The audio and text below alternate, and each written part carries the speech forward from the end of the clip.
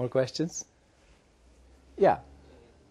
I don't know exactly how to practice, so I 108 bowing every day. I do that every day, but I don't know how to do that. So when I bow and I count a number. I count number. Oh my God, you will be reborn as a calculator. Don't do that. So, How do I have to do that? I mean, we have these wonderful yomjus, okay? Get a Baekpal yomju, 108-piece mala. That's your counter, okay? So let your mala count.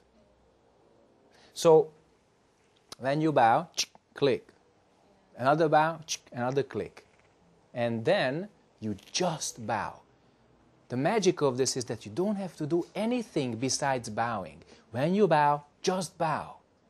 It's a fantastic practice. Body, speech, and mind totally together. So your body bows, your breathing bows, your mind bows. So bowing, of course, is leaving your karma behind, elevating the Buddha above yourself, letting go of your karma. All these concepts, they help you.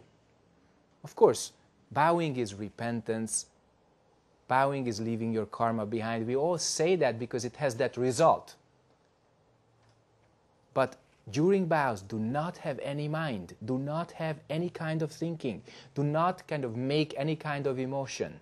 Sometimes you see people in public events, they really force themselves into crying, laughing, etc.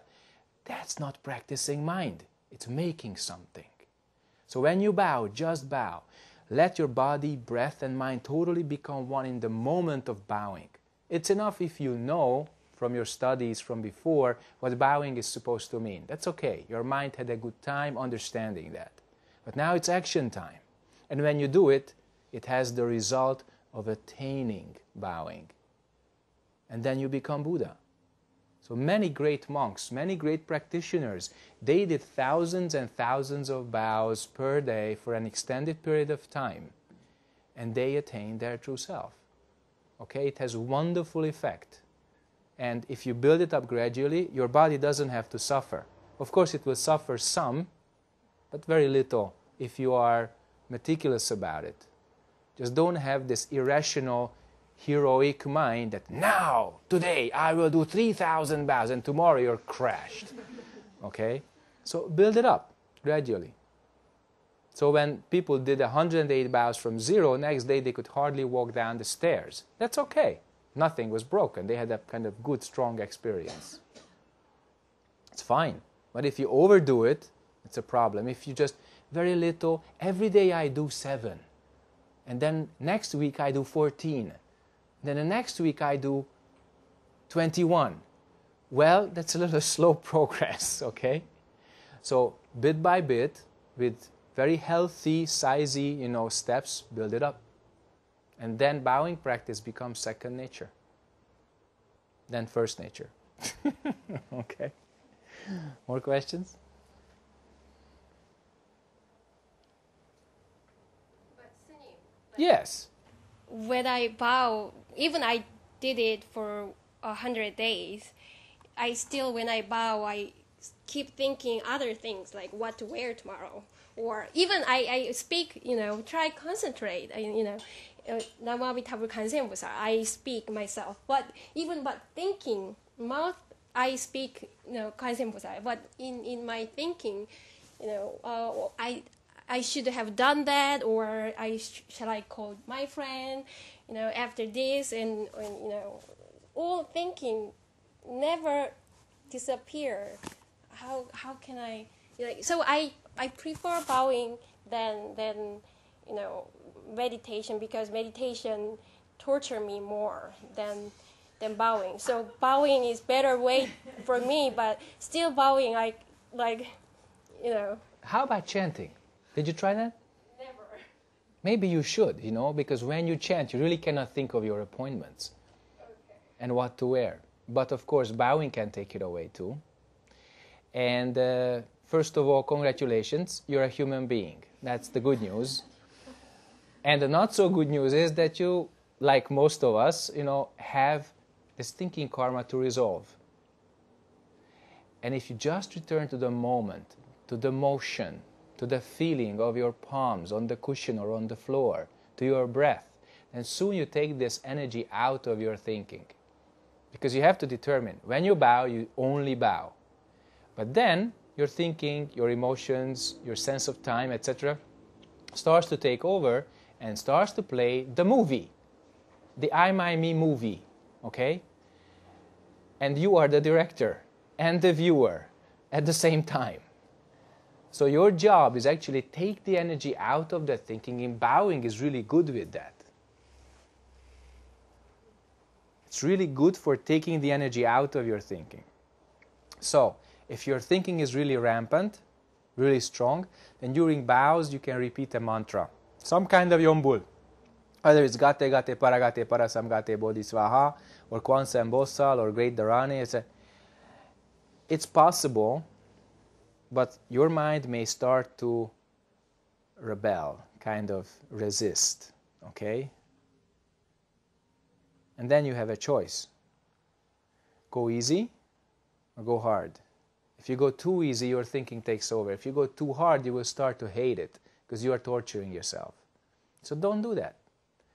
The Buddha said practicing is really like a well-tuned instrument. If it's too tight, it snaps. If it's too loose, it doesn't play.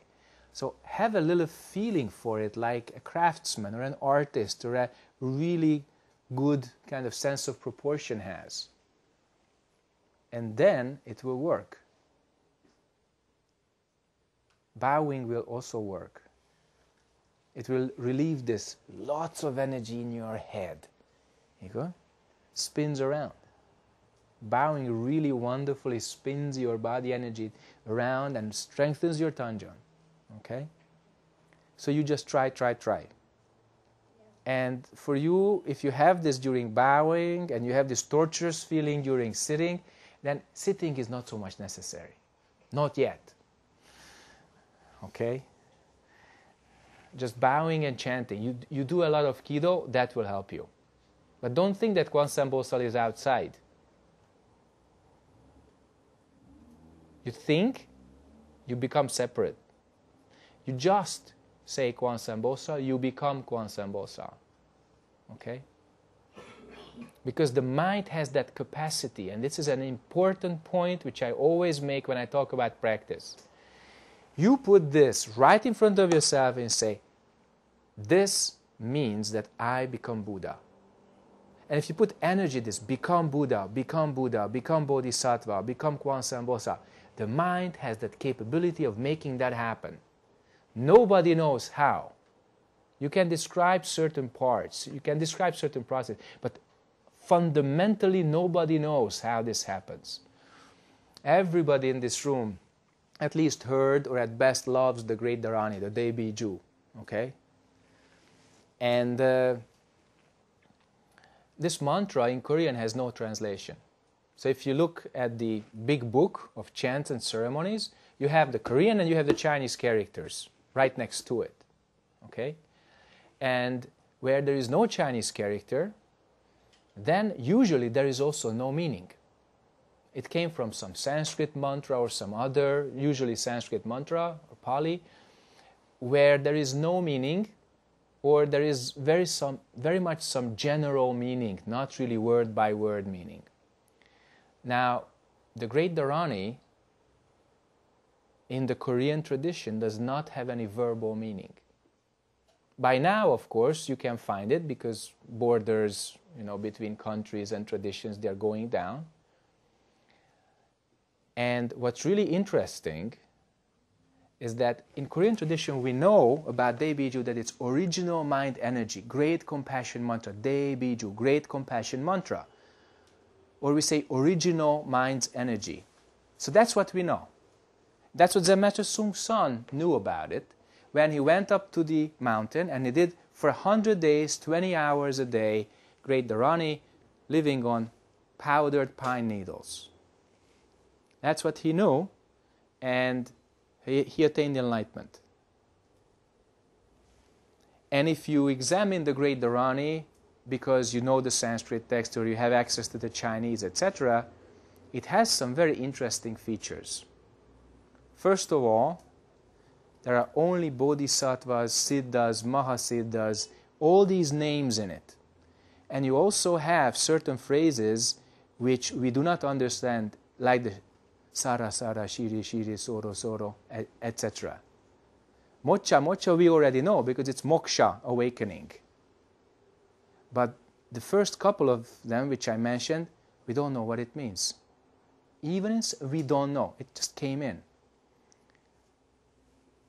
And whether you know the meaning or not, it works. Because the mind has that. You put here original mind energy, boom, it happens. It's called faith. Faith, mind energy, faith. You have enough faith, it happens. Okay? When you repeat it, you put more energy into it. Become Kwansam Buddha. Become Buddha. It happens. Why? Because we want it. And we have faith in it. And we put energy into it. So that's why this human mind which we have has this immense capability of becoming Buddha. We can make it happen. And the Yombul is also a very, very wonderful proof for that. That you chant Kwansam Bosa, you become Kwansam Bosa. We don't know how. And you don't have to understand the meaning of the mantra also. Now, some people are doubting this, that you really have to know everything. No. And it's not just Zen Master Sung San who has proof. Many people in, Solchong Kunsunim's, students, he lived near Heinsa, up in Baeknyanam, and he brought in the Nungomju. That's the good pair for the Daebiju, the Shuramgama, okay? He revitalized their practice by giving everybody who lived at Heinsa every single day Nungomju necessary, okay? And many people did not understand what it means. Yet it works. It works beautifully. So how can we possibly explain that, if necessary? A little bit necessary. If you have a spaceship, and the monkey enters the spaceship and finds this red button, and says, then the spaceship starts.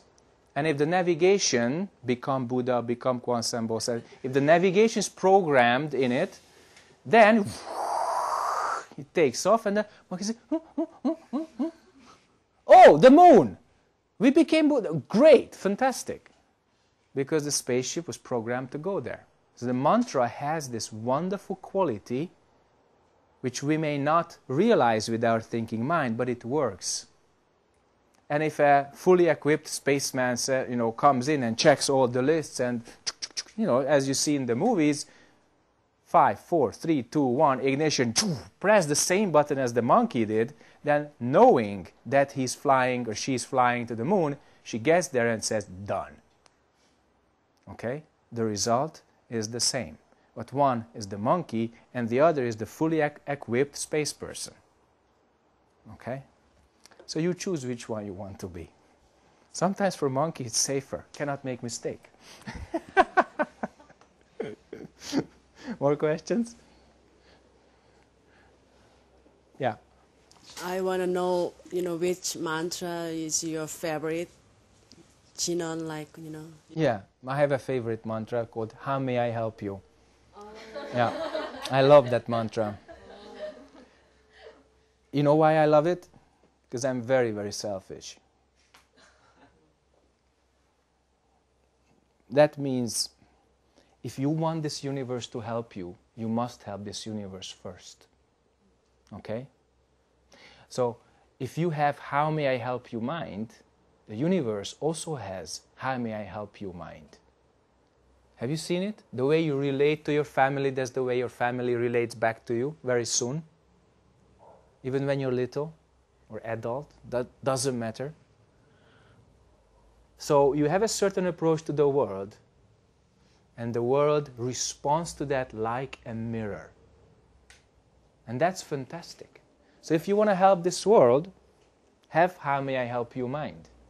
If you want this world to help you, have how may I help you mind. Okay? So it doesn't matter what kind of mantra you use. Okay? I don't want to make any preferences in your mind. Feel it out. Which one has the strongest connection, the broadest bandwidth in your consciousness? You can do it really well, this kind of test. You go for Yebul, or you do some chanting in your own community, then you sit in meditation and you don't have anything in your consciousness, just breathe in, breathe out. And then the echoes in your mind, they will bring up some mantra. And if you observe this and you have this kind of observation on many, many occasions, you will see some typical pattern. And you don't need anybody to say, Sunim, this is your mantra, you know. It's not necessary. Your mind already understands, but it has to get through your thinking. And when your thinking actually accepts that, okay, this is it, then you have a very, very wonderful connection. Okay? And then repeat that for the rest of your life. It really doesn't matter what it is. But for you, it has to be the most important, the dearest, the most loved. You know with your mind that mantra and mantra, they are not different. But your karma, that can have some really interesting connection with this mantra. So somebody is very emotional, lots of problems, then Kwansambosa, compassion. Compassion. Somebody has a little weak center, Sogamuni Bull necessary, Buddha's energy, Buddha power. Okay? Somebody little cognition problem, Munsubosa, okay? Wisdom. But these are just typical patterns. Don't take this thinking which I gave you now as a fundamental or as a basis for examination. Examine within yourself. Discover within yourself. And then you will have a practice which is truly yours. Okay? Good? More questions? Any kind of question. Doesn't have to be Buddhist. And it doesn't have to be smart. Yeah. Monks and nuns hate their colleagues, I mean, in everyday life. And in my life at work, I hate my coworker because she's disrespect me, and she's so selfish. Then how do you deal with that? I mean, if you hate your other monks and nuns just because they are selfish, and you know, and how do you deal with that? First of all, these feelings like hatred, arrogance, disrespect and everything, they all appear. But monastic society is different. That's why some people really cut their hair and become monks and nuns, because we have a tool, in fact several tools, how to handle these feelings, how to handle these emotions and not let them appear. Of course, sometimes mistakes appear there. We are humans. But in a monastic society, we have very interesting ways of dealing with this, which in the long run are a lot more efficient than anything external. Consulting psychology, etc. It doesn't really touch you deep inside. So first, those colleagues or fellows in your workplace, they are your best teachers. No way. I thought you would say that. Why not? There's no way they can be my teachers, they are idiots. Okay? She's so mean. Yeah, they're so mean. But you know why they are around you? You don't know? Make me not like her. Right? So why? Why are they around you? Why did they come ever near you? You don't want them, but they're still there. Because I can't choose them. I didn't hire her. If I was her boss, I never ever hire her. Never. No way. No. Do you hire your boyfriend? But sometimes you have problem with him, right? Huh? I don't have a boyfriend. That means you have a husband, huh?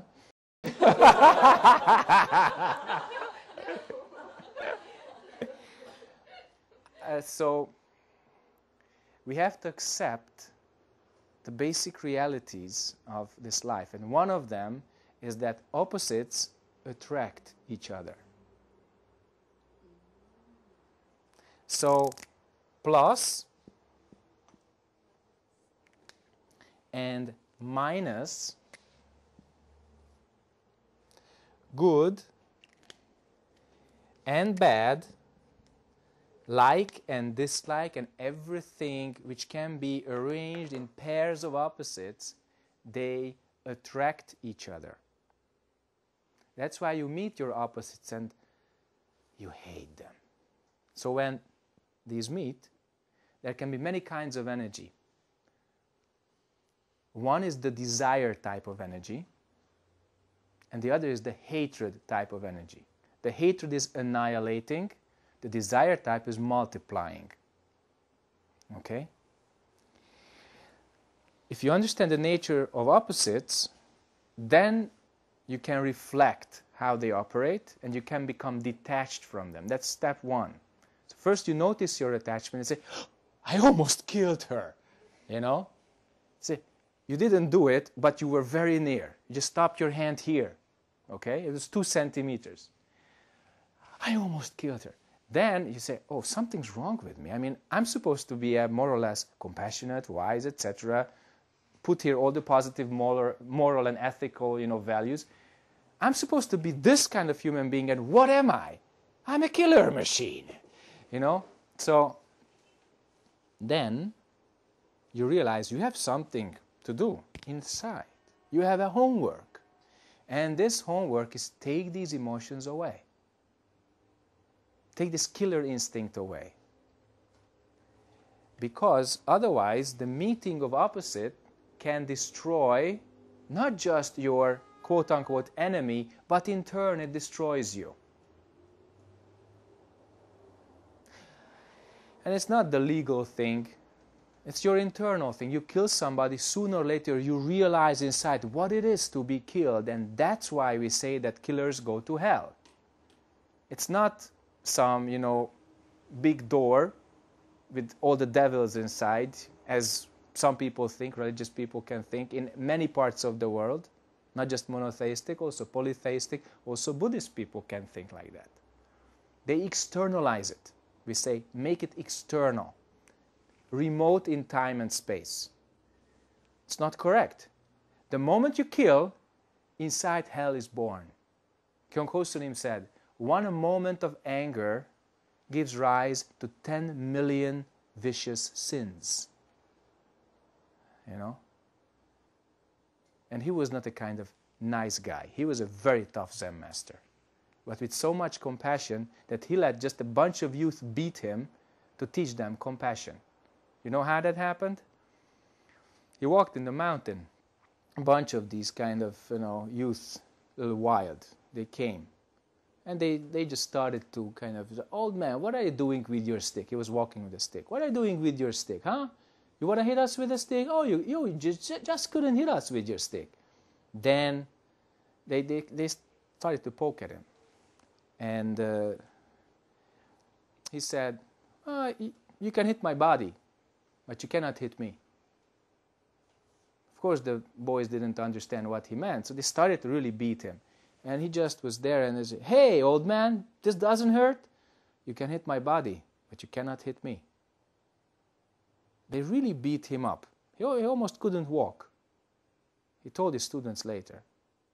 But just at the very end, he said, you could hit my body, but you couldn't hit me. Okay? So if you treat your emotions like that, then these emotions cannot have a hold on you. That's what I feel, but that's not me. But if you don't practice, if you don't kind of become clear and you don't digest these emotions, then one moment they just unite in a destructive fashion, then anger appears and destruction appears. Okay? The other problem is when you see somebody too nice and you already have an engagement, but this one is nicer, much nicer. I really, And then, out of this really kind of nervous hapchang comes something which is a desire type of, union. And that can also have destructive effect, because if you kind of dump somebody, then somebody else may just dump you, like that.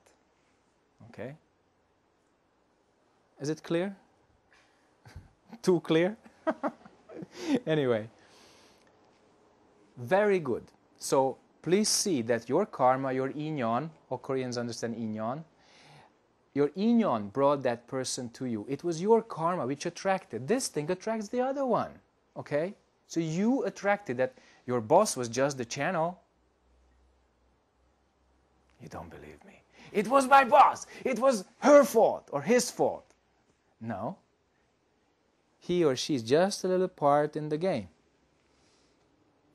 Then if I keep practice, my hateness toward her gonna disappear? If you want, yes. If you do not want that, it will not. Practicing alone, just doing time on the cushion, doesn't kind of give you anything. Inside, you really have to process it. In fact, most meditators, they work better outside the Dharma room than inside the Dharma. Inside the Dharma room, many of them just watch their own movie. Or they go into a kind of, they call it samadhi, but it's really just a big blackout. Okay? Process it, digest it, reflect it, and then your hatred can become zero, and out of this zero can come compassion. But that's a more remote thing. Just first, let your hatred become totally zero by asking, where does this come from? Here's the deal. Is it for her behavior? Of course, her behavior, her problem. Not your problem, her problem. So that's what we cannot handle. If you look for the solution inside, you find it, because you can change yourself. But if you want to find the solution in her, you will not get anywhere, because you cannot change her. The more you want to change her, the more she will resist. And the more she will think that you're an idiot.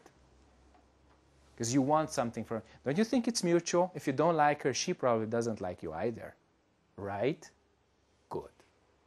So change yourself. That's the part of the equation which you can solve. The other part will solve itself. Like I said before, if you're clear, whole world is clear. You have hatred, whole world will hate you. So really look clearly at your human relationships. What do you get from them? If they reject you, you probably reject them, etc. Okay? So change inside. And with practicing, you can change yourself, you can change your karma, and then you have different opposites, different setup, because this is of course not one. Many, many polarities give you your basic setup. And then you have different acquaintances, different relationships, and different actions. We used to say, during our training, if you have the same vibes, you get the same guys. Different vibes, different guys. Always. So if you have certain energy, certain mindset, before you know it, it already attracted some people. You are on collision course. That's why it's so important that you put this right before yourself, become Buddha, and then you're already on the way of becoming Buddha, and it doesn't matter how long it takes. As long as you have that right in focus, that will not change. But if you lose focus, then the great question is gone, the great courage is gone, because your great faith is gone. So have that faith in your mind, in yourself. Believe in yourself. That's what it actually means. Not believing in your ego. Believe in your true self, that you can actually become Buddha. That's it. And then your emotion, wow, it becomes compassion. All your thinking can become wisdom. And all your destructive energy can become true power. Okay? Wisdom, compassion, and strength. Okay? Then they can function really clearly. It's not a promise. It's just an option, if you practice. If not practicing, then all my words will just go above your head, and you say, wow, I understood something 2 months ago, but why do I feel so bad? You know? More questions? I usually think I love my sons, but when I faced my sons, I am always angry. So how can I deal with my mind? I only think, oh, I love him, but his behavior bad, I think. So I always shout to my son. So sometimes I think I am not good mother. So I'm very depressed. I understand, and it's wonderful you say that, because it points to a very important point in human relationships, and that's parents and children. And when you talk, to him, usually you start with, "Oh, my son," and then dun. And that's where the problems begin. It begins with this.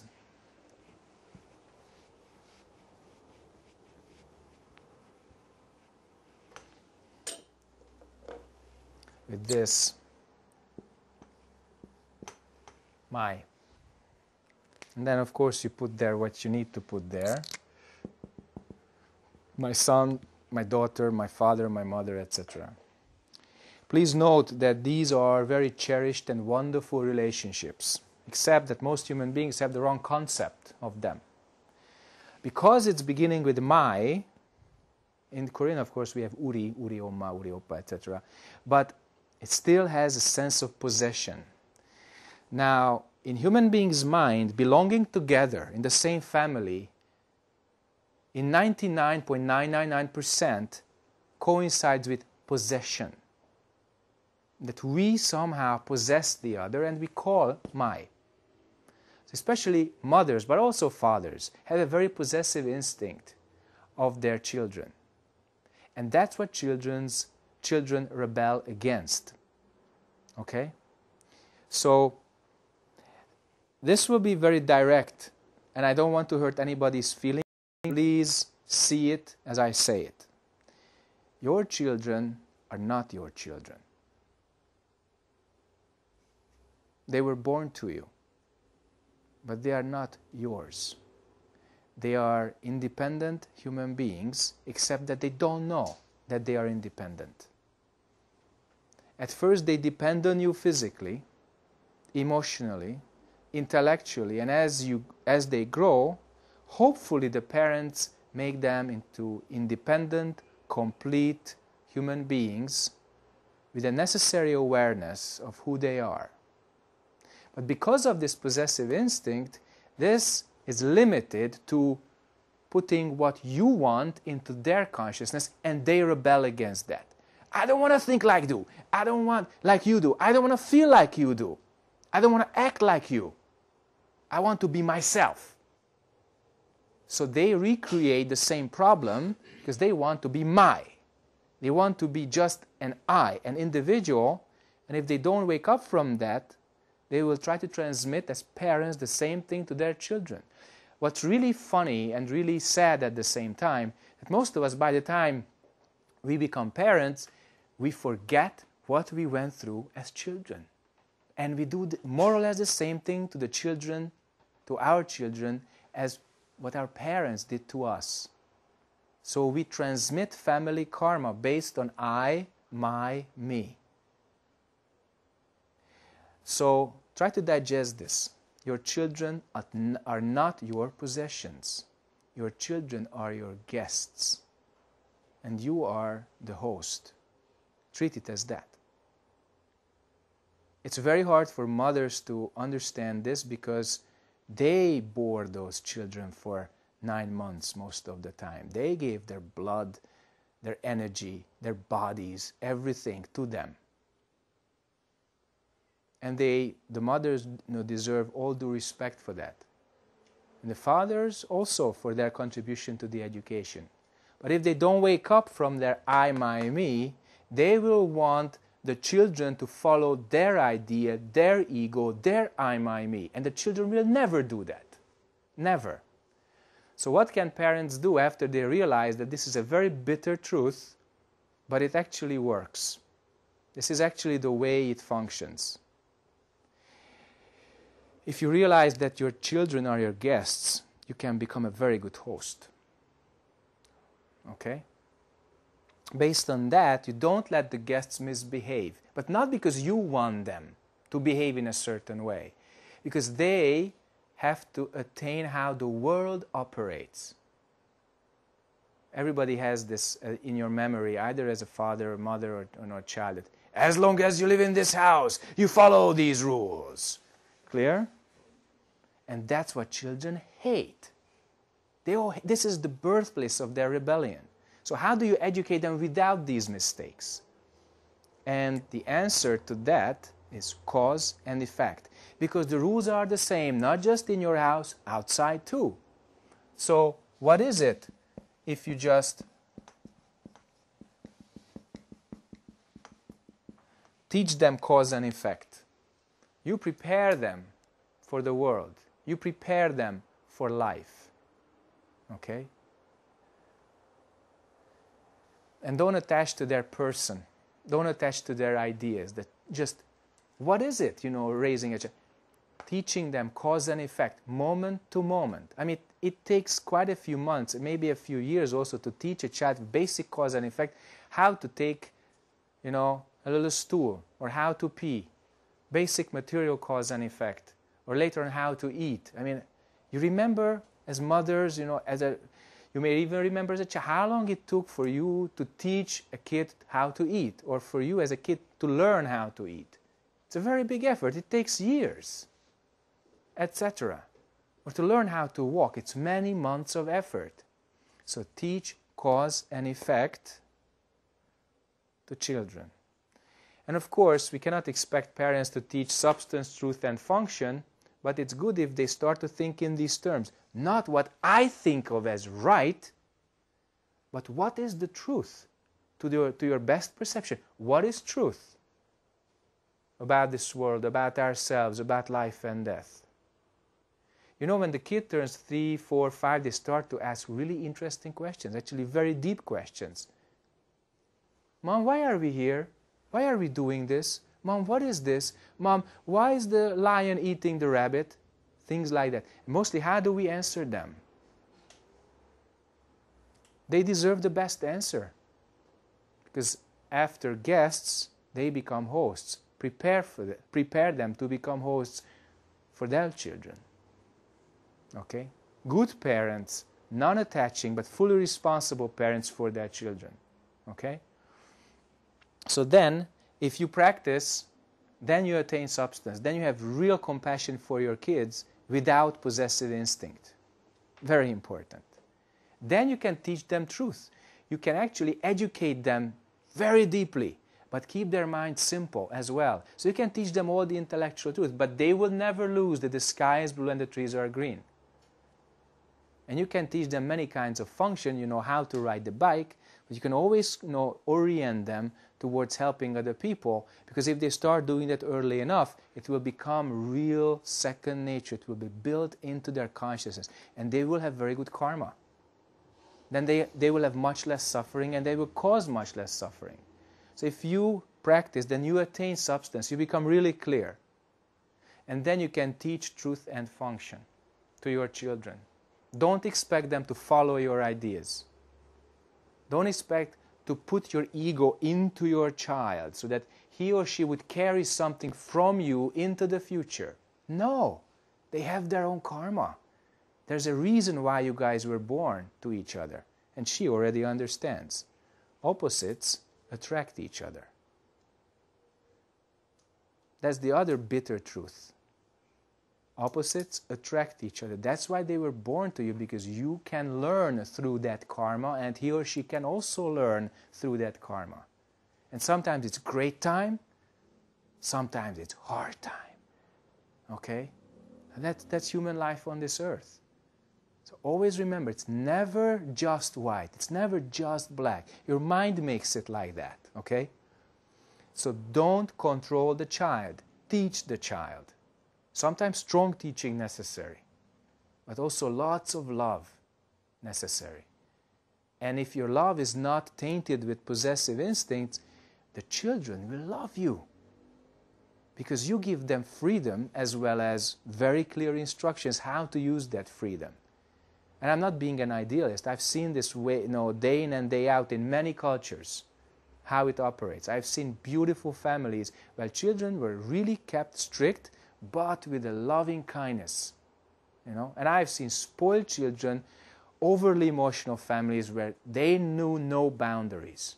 They really didn't know when to say no. Okay, because they were afraid that the children will not love them. And later on, when the children realized how spoiled they were, how selfish their parents were, they really went as far as they could and never returned. Okay? And remember, there is no ideal recipe for rearing or educating a child. You may read a lot of books, you may ask a lot of neighbors and friends, but there is no ideal recipe. The solution is in your mind and in the child's mind and in your clarity. So what you can teach is first cause and effect, which can gravitate later towards the best part, awakening.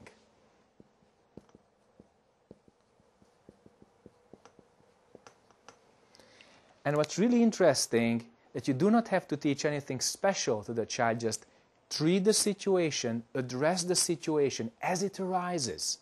Because you guys are together. The family is hopefully spending a lot of time together. So you don't have to teach anything special. You don't have to prepare for the next day as a school teacher prepares for his or her class. Prepare your mind. Be strong enough, because kids hit their parents so hard, even without knowing it. Just they start to talk, they start to walk around, they start to relate to their brothers and sisters, and the husband and wife, they're just looking at each other. How is this possible? And sometimes it's a beautiful day, and the children are really good together, and one day it's just, what is this?